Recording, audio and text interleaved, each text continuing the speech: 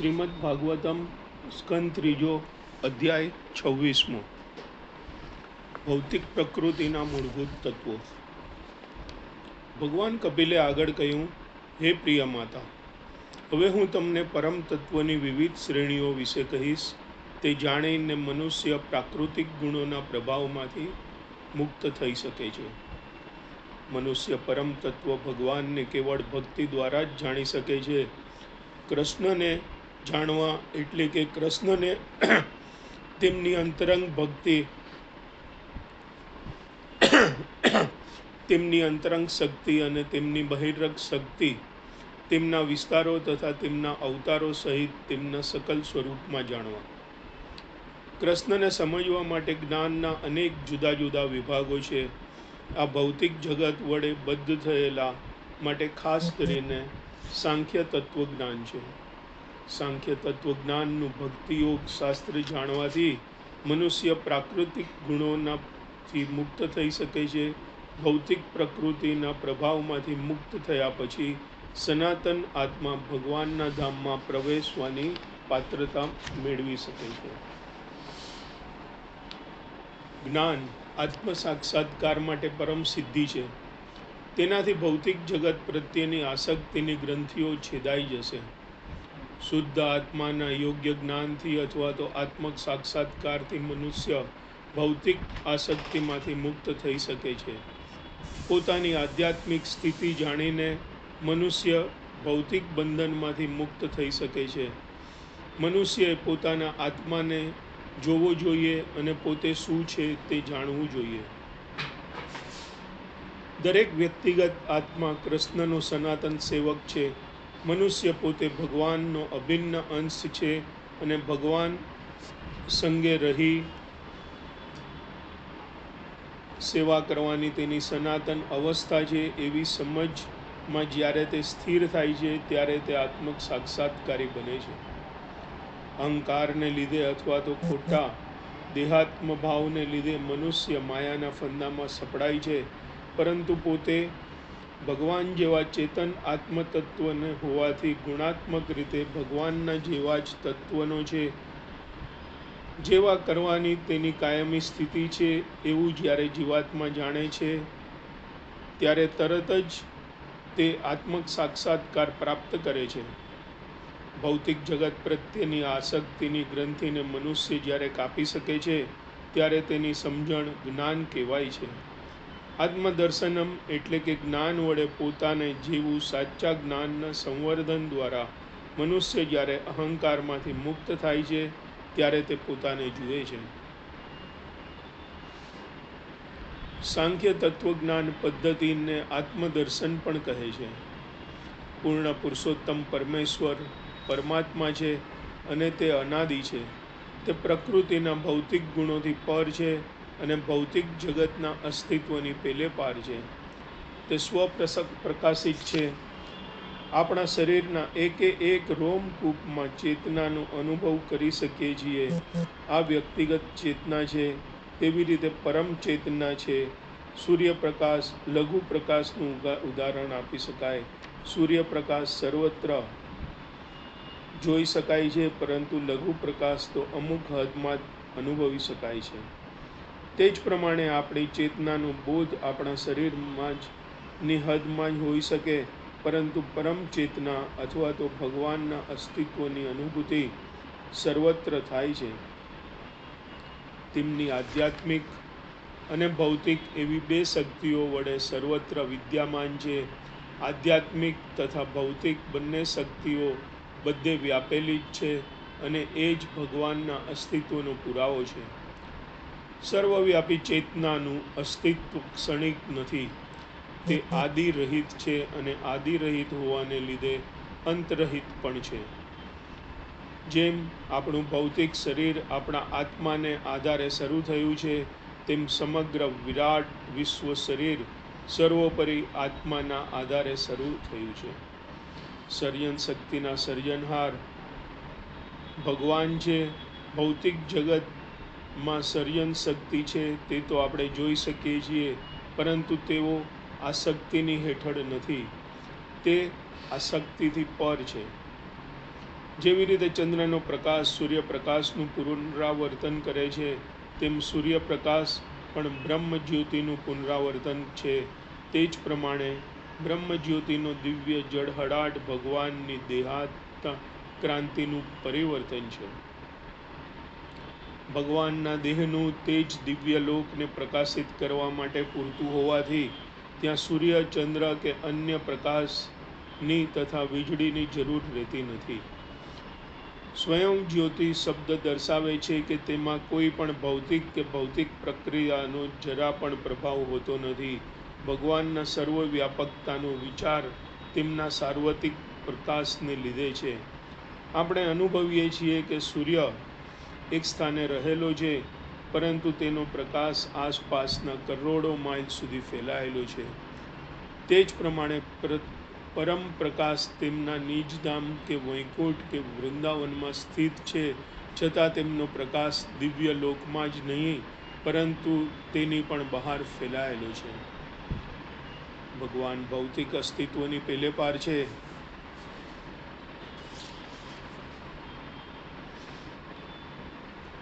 વાદળામાં આવરણની પાછળ તેજસ્વી સૂર્યપ્રકાશ છે, તેમ ભૌતિક શક્તિની પેલે પાર સર્વ કારણોના આદિકારણ પરમેશ્વર ભગવાન છે. ભૌતિક પ્રકૃતિ પોતાના ત્રિવિધ ગુણોથી વિવિધ રીતે વિભાજિત થઈને જીવાત્માઓના રૂપો, તેમના શરીરો ઉત્પન્ન કરે છે, અને આ જોઈને જીવાત્મા માયાશક્તિના જ્ઞાનના આવરણરૂપ લક્ષણથી મોહ પામે છે. માયાશક્તિ અને જ્ઞાનને ઢાંકી દેવાનું સામર્થ્ય ધરાવે છે, પરંતુ તે આવરણ ભગવાનને લાગુ થઈ શકતું નથી. તે માત્ર ભૌતિક શરીરો સાથે જન્મેલા બદ્ધ જીવોને જ લાગુ પડી શકે છે. સત્વગુણ, રજોગુણ તથા તમોગુણ ભગવાનમાંથી ઉત્પન્ન થયેલા હોવા છતાં ભગવાન તેમને આધીન નથી. ભગવાન જીવ માત્રના પિતા છે, કારણ કે તેઓ ભૌતિક શક્તિમાં બદ્ધ જીવની ગર્ભધારણા કરે છે, અને તેથી બદ્ધ જીવોને ભૌતિક શક્તિ વડે ઉત્પન્ન શરીરો મળે છે, જ્યારે જીવોના પિતા 3 ગુણોથી અલિપ્ત રહે છે. જીવોના ઉપભોગ માટે ભગવાનની ભૌતિક શક્તિ દ્વારા આ જગતની ઉત્પત્તિ કરવામાં આવી હતી. બદ્ધ જીવોને દુઃખ ભોગવવા માટે આ ભૌતિક જગત શા માટે ઉત્પન્ન કરવામાં આવ્યું, એ તો એક જટિલ પ્રશ્ન છે. ભગવાનની લીલા માટે ભગવાન બદ્ધ જીવોની ભોગ વૃત્તિને સુધારવા માગે છે. મનુષ્યોના 2 વર્ગો છે. એક, જે લોકો ભગવાનના નિયમોનું પાલન કરનારા છે, અને 2, જે લોકો ઈશ્વરના અસ્તિત્વનો અસ્વીકાર કરી પોતાના કાયદા ઘડનારા છે, એવા નાસ્તિકો. તેઓ એમ સિદ્ધ કરવા માગે છે કે દરેક મનુષ્ય તેના પોતાના કાયદા બનાવી શકે છે, અથવા તો તેનો પોતાનો ધર્મ માર્ગ નક્કી કરી શકે છે. પ્રાકૃતિક ગુણોને લીધે આધીન હોવા છતાં જુદા જુદા પ્રકારના ભૌતિક દેહો ધરાવે છે. તેઓ પોતાના ચૈતન્ય સ્વરૂપને ભૂલી જનારા હોવાથી તેઓ ભૌતિક શરીરોને જ પોતે હોવાનું માને છે. બદ્ધ જીવો માટે હું એટલે કે ભૌતિક શરીર આને મોહ કહેવાય છે. બદ્ધ આત્માઓ ભૌતિક શક્તિના પ્રભાવમાં આવે છે અને પ્રાકૃતિક ગુણો હેઠળ વિવિધ શરીરો ધારણ કરેલા પણ દેખાય છે. ભૂલકણાપણાને લીધે દિવ્ય જીવાત્મા ભૌતિક શક્તિના પ્રભાવને પોતાની કર્મનો ક્ષેત્ર તરીકે સ્વીકારે છે, અને એ રીતે પ્રેરાઈને કર્મોના કર્તાપણાનું પોતાનામાં મિથ્યા આરોપણ કરે છે.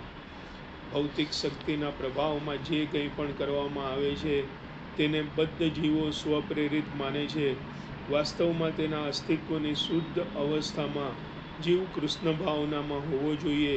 જ્યારે મનુષ્ય કૃષ્ણ ભાવનામાં કાર્યરત ન હોય ત્યારે તે ભૌતિક ચેતનામાં કામ કરે છે એમ જાણવું. ભૌતિક ચેતનાનું કેવળ શુદ્ધિકરણ કરવાનું હોય છે. કૃષ્ણ કે પરમેશ્વરને સ્વામી તરીકે સ્વીકારવાથી અને ચેતનાના ભાવને લીધે ભૌતિક ચેતનામાંથી કૃષ્ણ ભાવનામાં પરિવર્તિત કરવાથી મનુષ્ય મુક્ત થાય છે. ભૌતિક ચેતના મનુષ્યના બંધનયુક્ત જીવનનું કારણ છે. ચેતન આત્મા કશું કરતો નથી, એવા કર્મોથી પર છે, છતાં એ રીતે બંધનયુક્ત જીવનની માઠી અસરમાં આવે છે.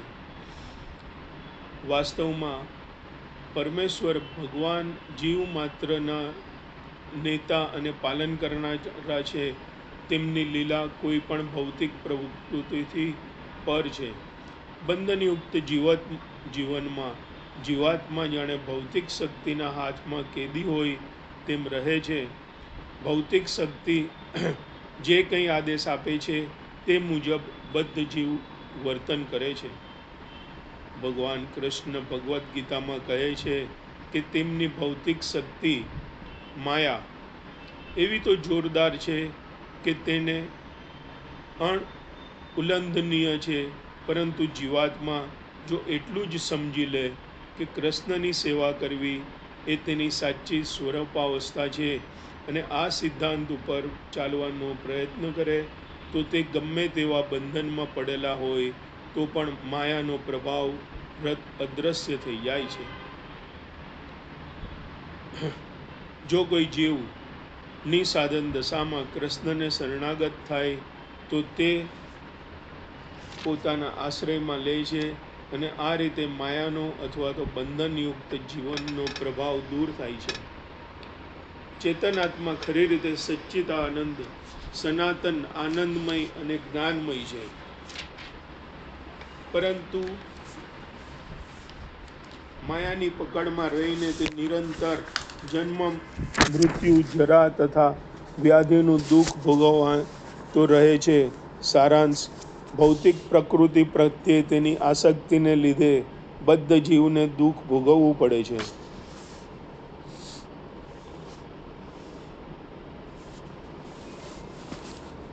ભૌતિક પ્રકૃતિ પ્રત્યેની તેની આસક્તિને લીધે બદ્ધ જીવને જે દુઃખ ભોગવવું પડે છે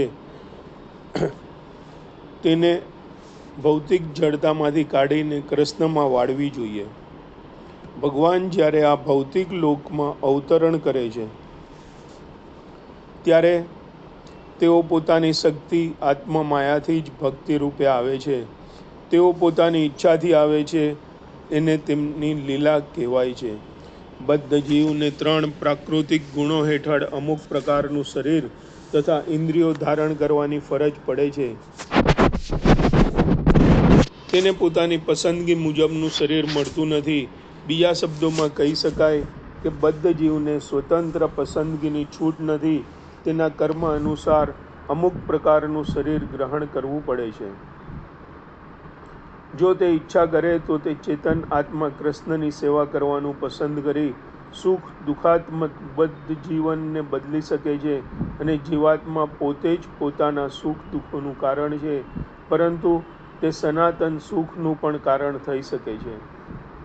જો તે કૃષ્ણ ભાવના પારાયણ થવાની ઈચ્છા કરે તો તેને અનુરૂપ શરીર ભગવાનની દિવ્ય અંતરંગ શક્તિ તેને આપે છે, અને જો તે તેની ઇન્દ્રિયોને સંતોષવા ઈચ્છતો હોય તો તેને ભૌતિક શરીર આપવામાં આવે છે. એ રીતે આધ્યાત્મિક કે ભૌતિક શરીર સ્વીકારવું એ તેની સ્વતંત્ર પસંદગી છે, પરંતુ એકવાર શરીર સ્વીકાર્યા પછી તેને પરિણામે મળતું સુખ કે દુઃખ તો તેને ભોગવવું જ પડે છે. જ્યારે દુઃખ ભોગવવાની બાબત સ્વીકારવાની ફરજ પડે છે ત્યારે તે લીલા રહેતી નથી. ભગવાનની લીલા અને બદ્ધ જીવાત્માના કર્મફળનો સ્વીકાર એ સમાન સ્તરના નથી.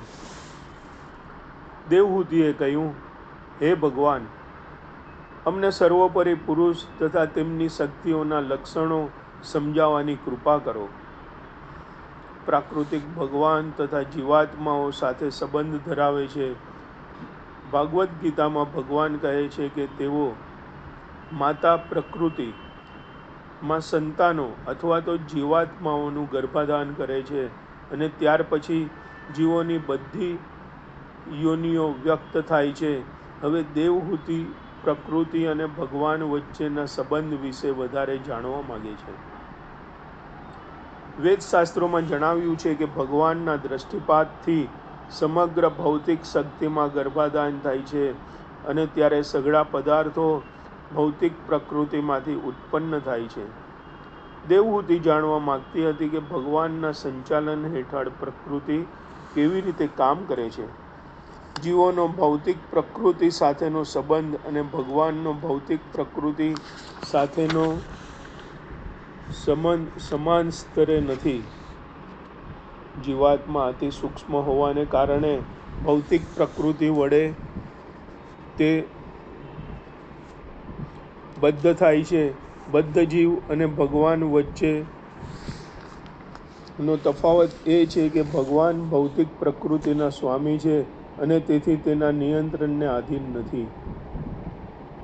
તે પોતે જ સર્વોપરી નિયંતા છે અને ભૌતિક પ્રકૃતિના નિયમો વડે નિયંત્રિત થનારા સામાન્ય જીવો સાથે તેમની સરખામણી થઈ શકે નહીં. વિશ્વ સૃષ્ટિ સ્થાયી નથી, પરંતુ ભગવાનની પ્રાકૃતિક શક્તિ સ્થાયી છે. ભગવાન આ ભૌતિક જગતના સ્થૂળ અને સૂક્ષ્મ આવિર્ભાવોનું સર્વોપરી કારણ છે. પ્રધાન નામે ઉલ્લેખાતી સૂક્ષ્મ અવસ્થામાં રહેલી ભૌતિક પ્રકૃતિ તરફ ભગવાનનું ધ્યાન દોરે છે અને પ્રધાનનું પૃથ્થકરણ કરે છે.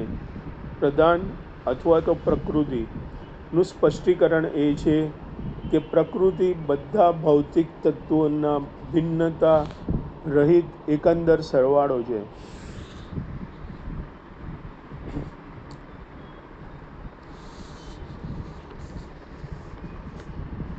તે છે કુલ 24 તત્વ પ્રધાન તરીકે ઓળખાય છે, જે પૃથ્વી, પાણી, વાયુ, અગ્નિ, આકાશ આ 5 સ્થૂળ તત્વો, 5 સૂક્ષ્મ તત્વો રૂપ, સ્પર્શ, ગંધ, રસ અને શબ્દ, 5 જ્ઞાનેન્દ્રિયો શ્રવણ, સ્વાદ, સ્પર્શ, નેત્ર, નાક,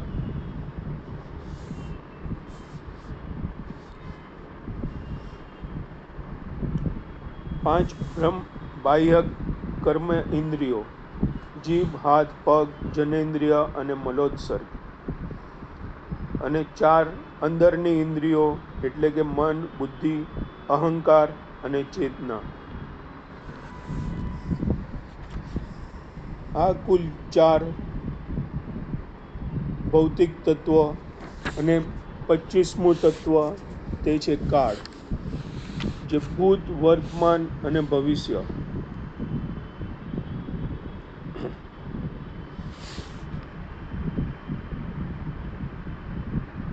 અહીં વર્ણવેલી 4 આંતરિક અથવા તો સૂક્ષ્મ ઇન્દ્રિયો તેના વિભિન્ન લક્ષણોથી નક્કી થાય છે. પૂર્ણ પુરુષોત્તમ ભગવાનનો પ્રભાવ કાળ તત્વમાં અનુભવાય છે. મૃત્યુ, હું નો આત્મભાવ એટલે કે મૃત્યુનો ભય. મનુષ્ય તે શરીર નહીં હોવાની ખાતરી એટલે કે ચેતન આત્મા. કાળ તત્વરૂપે ભગવાનની હાજરી. ચેતના આત્માની ક્રિયા છે, તેથી ચેતનાની પાછળ આત્મા રહેલો છે. ભૌતિક માલિનતાથી દૂષિત થયેલી ચેતના અહંકાર તરીકે ઓળખાય છે. આ સર્વ સગુણ બ્રહ્મ ગણાય છે. કાળ નામનું મિશ્ર તત્વ 25મું તત્વ ગણવામાં આવે છે. પૂર્ણ પુરુષોત્તમ ભગવાનનો પ્રભાવ કાળ તત્વમાં અનુભવાય છે, જે ભૌતિક પ્રકૃતિના સંસર્ગમાં રહેલા મૂળ જીવને અહંકારને લીધે મૃત્યુનો ભય ઉપજાવે છે.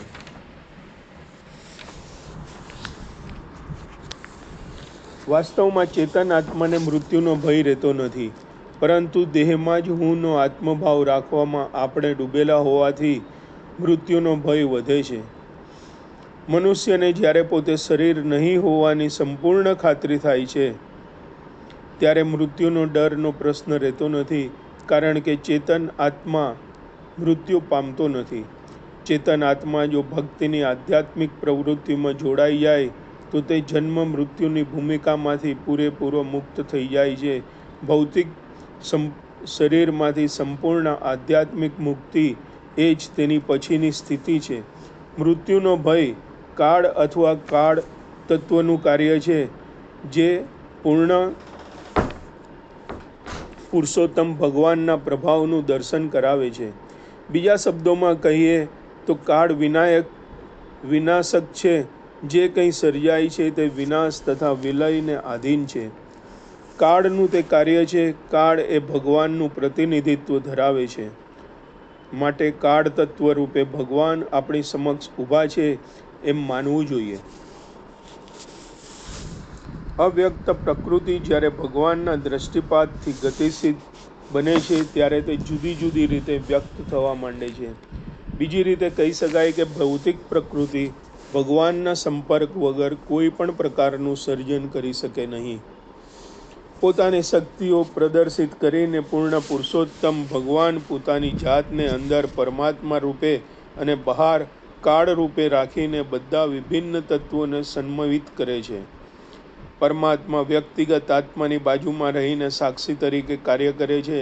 શરીર રૂપી વૃક્ષ ઉપર બે પક્ષીઓ બેઠેલા છે. એક સાક્ષી રૂપે જોઈ રહ્યું છે અને બીજું વૃક્ષના ફળ ખાઈ રહ્યું છે. ભગવાનની બાહ્ય શક્તિની ગોઠવણ મુજબ બદ્ધ જીવ દેહના અમુક સુખ દુઃખ ભોગવે છે, પરંતુ જીવાત્મા અથવા તો પરમ આત્મા બદ્ધ જીવથી ભિન્ન છે. પરમેશ્વરની આજ્ઞા વગર તે કશું કરી શકે નહીં. તેથી જીવાત્મા સાથે પરમ આત્મા સાક્ષી તરીકે તેની અનુમતા તરીકે રહે છે.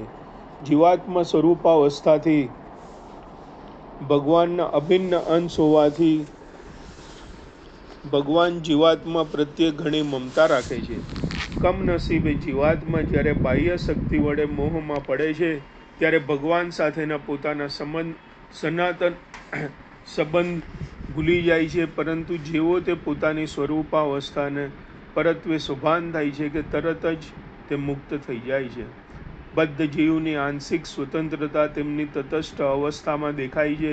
જો તે ચાહે તો પ્રકૃતિ ઉપર પ્રભુત્વ કરવા ખોટા અહંકાર સાથે ભૌતિક જીવનમાં આવી ભગવાનને ભૂલી જઈ શકે છે. પરંતુ જો તેની ઈચ્છા હોય તો તે ભગવાનની સેવામાં અભિમુખ થઈ શકે છે. વ્યક્તિગત જીવાત્માને તેની સ્વતંત્રતા અપાય છે.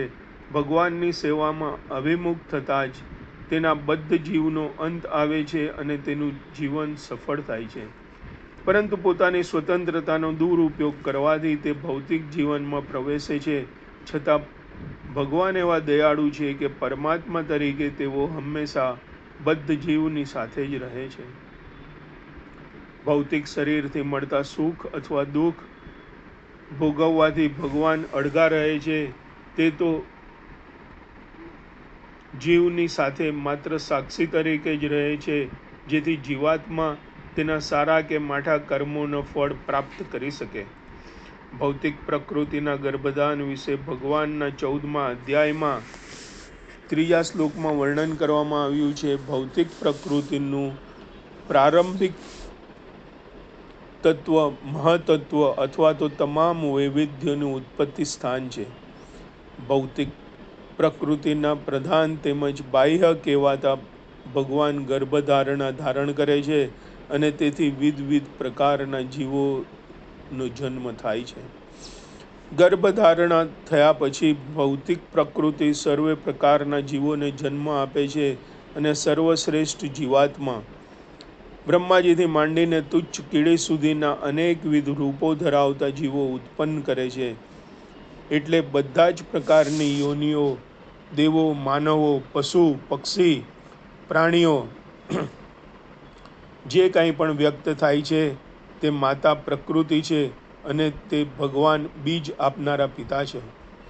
પિતા બાળકને પ્રાણ આપે છે, પરંતુ માતા તેને શરીર આપે છે. જીવનું બીજારોપણ પિતા દ્વારા થાય છે, છતાં શરીરનો વિકાસ માતાના ગર્ભાશયમાં થાય છે. જીવાત્માઓનું ગર્ભધારણ ભૌતિક પ્રકૃતિના ગર્ભાશયમાં થાય છે, પરંતુ શરીરનું પ્રકૃતિ દ્વારા મળતું હોવાથી અનેકવિધ રૂપો અને યોનિઓ ગ્રહણ કરે છે. 24 ભૌતિક તત્વોની પરસ્પર ક્રિયાથી જીવનના લક્ષણોનો ઉદય થાય છે. એવા સિદ્ધાંતને અહીં પુષ્ટિ મળતી નથી. પ્રાણશક્તિ સિદ્ધિ ભગવાનમાંથી આવે છે અને તે સંપૂર્ણપણે દિવ્ય છે. ભગવાન સનાતન, આનંદમય અને જ્ઞાનમય હોવાને કારણે તેમની વિવિધ શક્તિઓ પણ સુષુપ્ત અવસ્થામાં સનાતન રહે છે. આ વિચારની વધુ સ્પષ્ટતા કરી શકાય. મનુષ્ય રાતે અંધકારથી ઘેરાઈને નિષ્ક્રિય રહે છે, પરંતુ જ્યારે સવારે જાગી જાય છે ત્યારે રાત્રિનું આવરણ તથા નિંદ્રા અવસ્થાનું વિસ્મરણ દૂર થઈ તેવી રીતે તેની પ્રલયની રાત્રિ પછી મહત્તત્વનો ઉદય થાય છે. ત્યારે આ ભૌતિક જગતના વિવિધ રંગીપણાને દર્શાવવા માટે પ્રકાશનું પ્રગટીકરણ થાય છે. ભગવાન વિશેની સમજણની સ્વચ્છ સૌમ્ય પ્રતિષ્ઠા તે શુદ્ધ તત્વ કહેવાય છે. શુદ્ધ તત્વ પ્રતિષ્ઠામાં રજોગુણ તથા તમોગુણ દ્વારા ઉલ્લંઘન થતું નથી. જેમાં ભગવાનને જાણી શકાય તે લક્ષ્ય છે કૃષ્ણ ભાવના. ભૌતિક રજોગુણ અને તમોગુણમાંના બધા પાસાથી રહિત હોય છે. ભગવાનને જાણવામાં સમજણની આ સ્વચ્છ સ્થિતિ સહાયક બને છે. ચેતના ધરતી સાથે સંપર્કમાં આવતા જ પહેલા જેમ પાણી પોતાની કુદરતી સ્થિતિમાં સ્વચ્છ, મધુર, ઢોળાયા વિનાનું હોય છે, તેમ શુદ્ધ ચેતનાના વિશિષ્ટ લક્ષણો છે સંપૂર્ણ શાંતિ, વિષાદતતા, વિકાર રહિતતા. શરૂઆતમાં ચેતનાની શુદ્ધ સ્થિતિ અથવા તો કૃષ્ણ ભાવનાના અસ્તિત્વમાં હોય છે. સર્જન પછી તરત જ ચેતના દૂષિત થયેલી હોતી નથી, પરંતુ જીવાત્મા જેમ જેમ ભૌતિક રીતે વધારે મલિન થતો જાય છે તેમ તેમ ચેતના વધુ અસ્પષ્ટ થતી જાય છે. ચેતનાની આ અવસ્થા અત્યંત સુખદ, પારદર્શક અને શાંત હોય છે. શરૂઆતમાં ચેતના શુદ્ધ હોય છે. શરૂઆતમાં સ્વચ્છ ચેતના અવસ્થામાં પ્રથમ દૂષણનો અને મિથ્યા અહંકાર જીવાત્મા કૃષ્ણ ભાવનાની સ્વાભાવિક અવસ્થામાં હોય છે, પરંતુ આંશિક સ્વતંત્રતા ધરાવતો હોય છે. તેને કૃષ્ણનું વિસ્મરણ થવા દે છે. શરૂઆતમાં શુદ્ધ કૃષ્ણ ચેતનાનું અસ્તિત્વ હોય છે, પરંતુ આંશિક સ્વતંત્રતાના દુરુપયોગને કારણે કૃષ્ણનું વિસ્મરણ થવાનો સંભવ રહે છે. શુદ્ધ ચેતનાની અવસ્થામાં સ્વતંત્રતાના દુરુપયોગને કારણે અહંકારનો જન્મ થાય છે. મનુષ્ય જ્યારે શુદ્ધ કૃષ્ણ ભાવનામાંથી ચલિત થાય છે ત્યારે ભૌતિક કર્મફળના જંજાળમાં તે વધારો કરે છે. ભૌતિકવાદનું બંધન ભૌતિક મન છે અને આ ભૌતિક મનથી જ્ઞાનેન્દ્રિયો તથા કર્મેન્દ્રિયો વ્યક્ત થાય છે. સ્થૂળ તત્વો, ઇન્દ્રિયો અને મનનું ઉદ્ભવ સ્થાન એવો વિવિધ અહંકાર તેમની સાથે એકરૂપ થાય છે. આ અહંકાર કર્તા તરીકે, કરણ તરીકે અને કાર્યના લક્ષણો ધરાવે છે. વળી તે સત્વગુણ, રજોગુણ અને તમોગુણના પ્રભાવ અનુસાર શાંત, સક્રિય કે વિમૂઢ એવા લક્ષણો પણ ધરાવે છે. સાધન તરીકે અહંકાર જુદી જુદી ઇન્દ્રિયોના અને ઇન્દ્રિયોના અંગોમાં પ્રતિનિધિત્વ ધરાવે છે. મેં ચેતનાની શુદ્ધ અવસ્થાનો ત્યાગ કર્યો છે, કારણ કે હું ક્ષણજીવી ભૌતિક સંસારને ભોગવવા ઈચ્છતો નથી. તેથી હું કર્મ અને કર્મફળના ફંદામાં ફસાયેલો છું. મન સત્વગુણી અહંકારમાંથી મન અનુભવે છે. મનના તર્ક અને વિતર્કમાંથી ઈચ્છા અથવા તો કામનો ઉદય થાય છે. સંકલ્પ અને વિકલ્પ મનના લક્ષણો છે. તે વિભિન્ન પ્રકારની ઈચ્છાઓને લીધે થાય છે. જો આપણે ઇન્દ્રિય તૃપ્તિને માફક આવે તો આપણે ઈચ્છીએ છીએ, અને જો ઇન્દ્રિય તૃપ્તિ માટે અનુકૂળ નથી હોતું તેનો આપણે ત્યાગ કરીએ છીએ. ભૌતિક મન સ્થિર હોતું નથી, પરંતુ તે જ મન જ્યારે કૃષ્ણ ભાવનાની પ્રવૃત્તિઓમાં પરોવાય છે ત્યારે તે સ્થિર થઈ શકે છે. જ્યાં સુધી મન ભૌતિક ભૂમિકામાં રહે છે ત્યાં સુધી તે ભમતું રહે છે. એમ કહ્યું છે કે મનુષ્યનું મન કૃષ્ણ ભાવનામાં સ્થિર થયેલું નથી, તે સંકલ્પ અને વિકલ્પમાં ભમતો રહે છે. મનનો સંયમ આવશ્યક છે. મનના સ્વામી અનિરુદ્ધ છે. અનિરુદ્ધ ચતુર્ભુજ છે. તે સુદર્શન ચક્ર, શંખ, ગદા અને કમળ ધારણ કરે છે. વિષ્ણુના 24 રૂપ છે. આ 24 રૂપોમાં અનિરુદ્ધ નું ધ્યાન કરવાથી મનુષ્ય સંકલ્પ અને વિકલ્પની ચંચળતામાંથી મુક્ત થઈ શકે છે.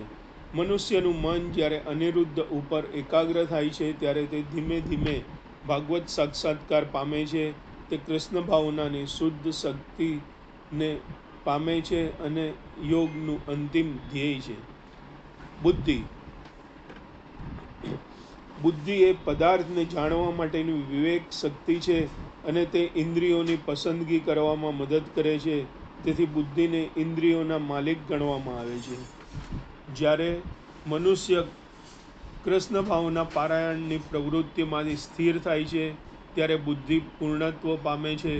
બુદ્ધિનો સદુપયોગ કરવાથી મનુષ્યનો ચેતના વિસ્તરે છે અને ચેતનાનો પરમ વિસ્તાર એ કૃષ્ણ ભાવના છે.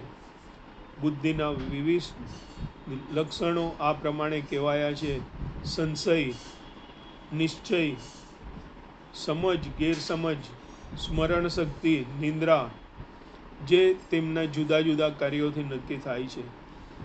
સંશય બુદ્ધિની એક મહત્વની ક્રિયા છે. ભાગવદ્ ગીતામાં ભગવાન કહે છે કે અધિકારી પુરુષના વચનો વિશે શંકા કરવી નહીં, એ વિનાશનું કારણ બની શકે છે. મનુષ્ય બુદ્ધિ વડે જ વસ્તુઓને યથાર્થ રૂપે જાણી શકે છે. માણસ પોતે શરીર છે કે નહીં તે માત્ર બુદ્ધિ વડે જ જાણી શકે છે. મનુષ્ય જ્યારે તેની સાચી અવસ્થાનું પૃથ્થકરણ કરવા સમર્થ બને છે ત્યારે મિથ્યા દેહાભાવનાનો પત્તો લાગે છે. જ્યારે મિથ્યા દેહાત્મ ભાન થાય છે ત્યારે સાચી સ્વરૂપાવસ્થા જાણી શકાય છે. સાચી સમજણને અહીં નિશ્ચય અથવા તો સિદ્ધ થયેલા પ્રયોગાત્મક જ્ઞાન તરીકે વર્ણવેલ છે. સિદ્ધ જ્ઞાન વડે જાણી શકાય છે કે પોતે શરીર નહીં પરંતુ ચેતન આત્મા છે. સ્મૃતિ એટલે કે સ્મરણ શક્તિ. બુદ્ધિને કાર્યક્ષમ રાખવા માટે નિંદ્રા પણ જરૂરી છે. શ્રીમદ ભાગવતમના કપિલદેવે સાંખ્ય શાસ્ત્રમાં વર્ણવેલા બુદ્ધિના પૃથ્થકરણ અભ્યાસના આ કેટલાક ખાસ પાસાઓ છે. અહંકાર. રજોગુણી અહંકાર બે પ્રકારની ઇન્દ્રિયો ઉત્પન્ન કરે છે: જ્ઞાન પ્રાપ્તિ માટેની ઇન્દ્રિયો અને કર્મેન્દ્રિયો. કર્મેન્દ્રિયોનો આધાર પ્રાણ શક્તિ ઉપર રહેલો છે. જ્ઞાનેન્દ્રિયો બુદ્ધિ ઉપર આધારિત હોય છે. મન સત્વગુણી અહંકારની નીપજ છે અને ઈચ્છા અનુસાર સંકલ્પ અને વિકલ્પ કરવો તે મનની પ્રક્રિયા છે. પરંતુ બુદ્ધિને અહીં રજોગુણી અહંકારની ઉપજ કહેવાય છે. મન અને બુદ્ધિ વચ્ચેનો એ જ વિશિષ્ટ તફાવત છે. મન સત્વગુણી અહંકારની ઉપજ છે અને બુદ્ધિ રજોગુણી અહંકારની ઉપજ છે. ઈચ્છા રોકી શકાતી નથી, પરંતુ જો આપણે ભગવાનને પ્રસન્ન કરવા માટે ઈચ્છાઓને વાળી દઈએ તો તે જીવનની પૂર્ણતા છે. સાધના વડે મનુષ્ય સત્વગુણી થાય છે અને ભગવાનને શરણે આવવાથી કે ભગવાનમાં મન સ્થિર કરવાથી મનુષ્ય દુર્લભ બને છે. જ્ઞાનેન્દ્રિયો.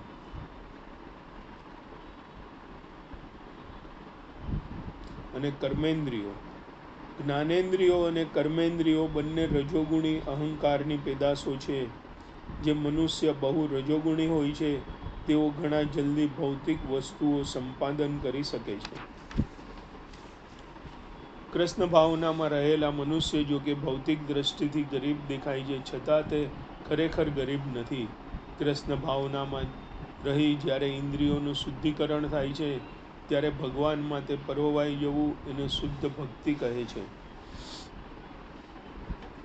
આપણી ઇન્દ્રિય તૃપ્તિ માટેના બધા જ ભૌતિક પદાર્થોની શરૂઆત શબ્દથી થાય છે. તે જ પ્રમાણે જો શબ્દનું શુદ્ધિકરણ થાય તો આપણે આધ્યાત્મિક આવશ્યકતાઓનો પણ શબ્દમાંથી ઉપયોગ કરી શકીએ છીએ. જ્ઞાન પ્રાપ્તિ માટેની પ્રથમ ઇન્દ્રિય કાન છે. મનુષ્ય ભૌતિક કે આધ્યાત્મિક જ્ઞાન કાન દ્વારા સાંભળવાથી આપણે ભૌતિક અને આધ્યાત્મિક સુખના દ્વાર સુધી પહોંચી શકીએ છીએ. જો આપણે કોઈ ગગનચુંબી ઇમારત બાંધવા જઈએ તો પણ તેનો અર્થ એવો નથી કે તેનું સર્જન કરવું પડે છે. ઇમારત માટેના દ્રવ્ય લાકડું, ધાતુ, માટી વગેરે તો અગાઉથી જ હોય છે, પરંતુ અગાઉના સર્જાયેલા ભૌતિક તત્વોનો કેવી રીતે ઉપયોગ કરવો તે સાંભળીને આપણે તેમની સાથે ગાઢ સંબંધ કરવો પડે છે.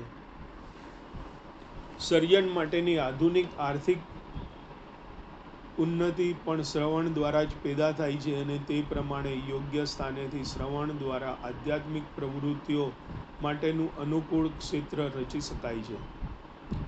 જીવનની દૈહિક કલ્પના દેહાભ્યાસમાં અર્જુન તદ્દન ભૌતિકવાદી તત્વ હતો અને દેહાભ્યાસથી બહુ દુઃખી થયેલો હતો, પરંતુ માત્ર ગીતાના શ્રવણ દ્વારા જ તે આધ્યાત્મક કૃષ્ણ ભાવના પારાયણ થયો.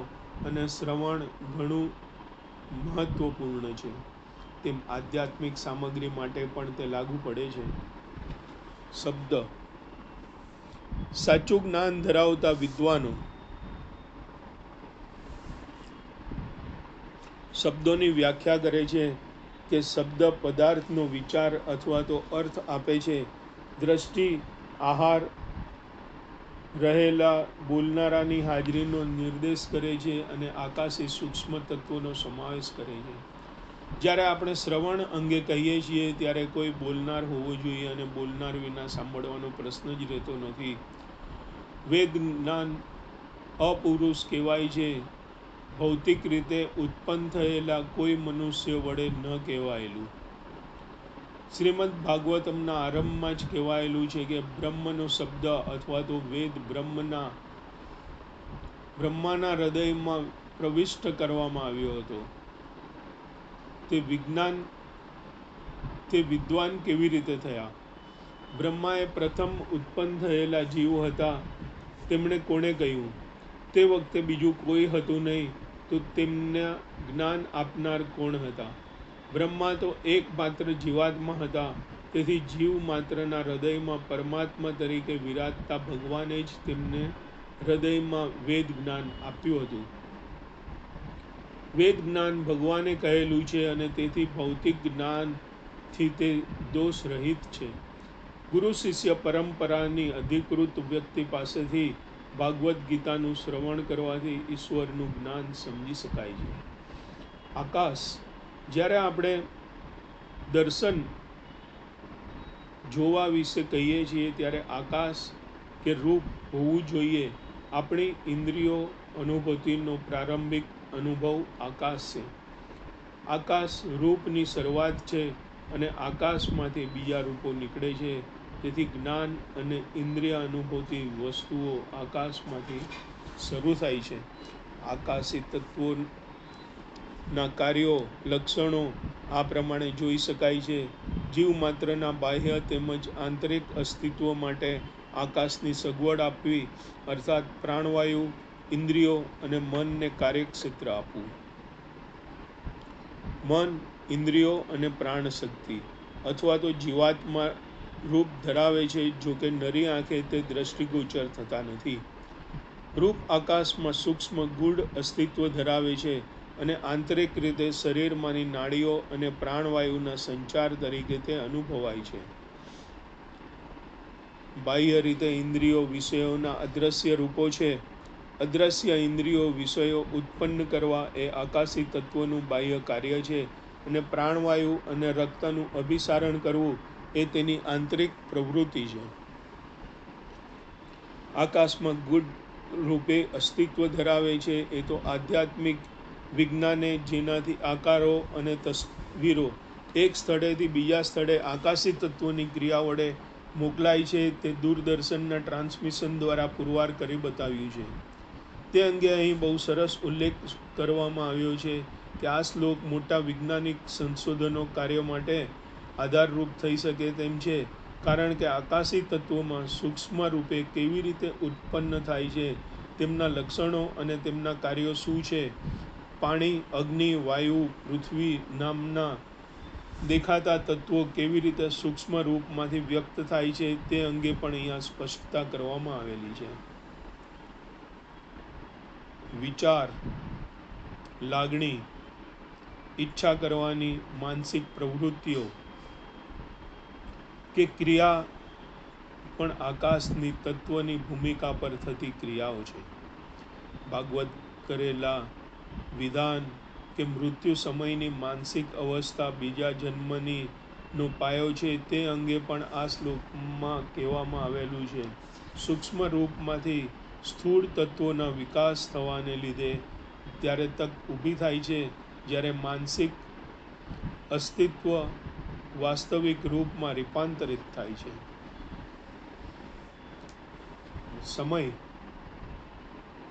શબ્દમાંથી જે અનુભવે છે અને ઉદ્ભવે છે તે આકાશી તત્વમાંથી સમયની ગતિ હેઠળ તેનું બીજું રૂપાંતર થાય છે. તથા સ્પર્શની ઇન્દ્રિયો મુખ્ય રૂપે દેખાય છે. સ્પર્શ સમયના વહેણ હેઠળ સૂક્ષ્મ તત્વ જ્યારે સ્થૂળ રૂપમાં ફેરવાય છે ત્યારે તે સ્પર્શના વિષય બને છે. સમયના અને ઉત્ક્રમણ પછી સ્પર્શના વિષયો અને સ્પર્શની ઇન્દ્રિયો પણ વિકાસ પામે છે. શબ્દની ઇન્દ્રિયાનુભૂતિમાંથી સ્પર્શની અનુભૂતિ વિકસે છે અને સ્પર્શ અનુભૂતિમાંથી દ્રષ્ટિની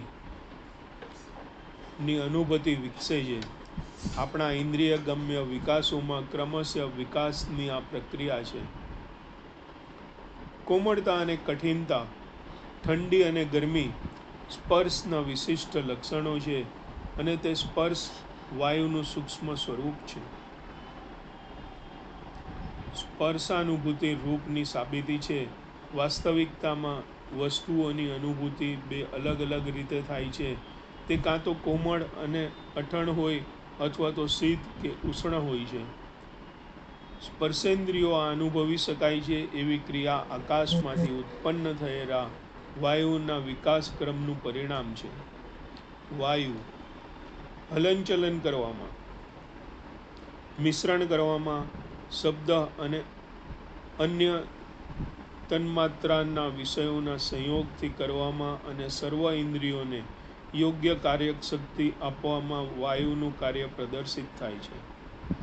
જ્યારે વૃક્ષની ડાળીઓ હલે છે અથવા જમીન ઉપર પડેલા સૂકા પાંદડા એકઠા થાય છે ત્યારે વાયુની અનુભૂતિ થાય છે. તે જ પ્રમાણે વાયુની ક્રિયાથી પણ શરીરનું હલનચલન થાય છે.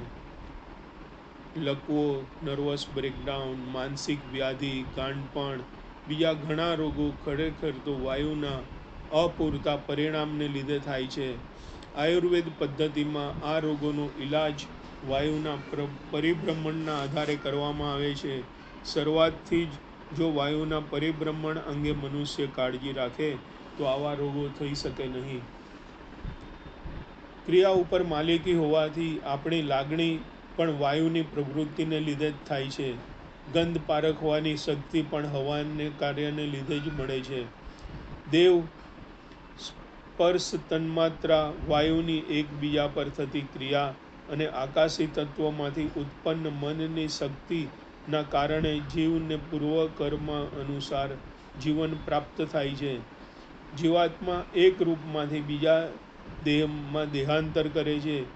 દેવ પ્રમાણે વાયુ તથા મનશક્તિની એકબીજા ઉપર થતી ક્રિયાનું નિયંત્રણ કરનાર શ્રેષ્ઠ સત્તાની અવસ્થા દ્વારા જીવાત્માનું રૂપ બદલાય છે.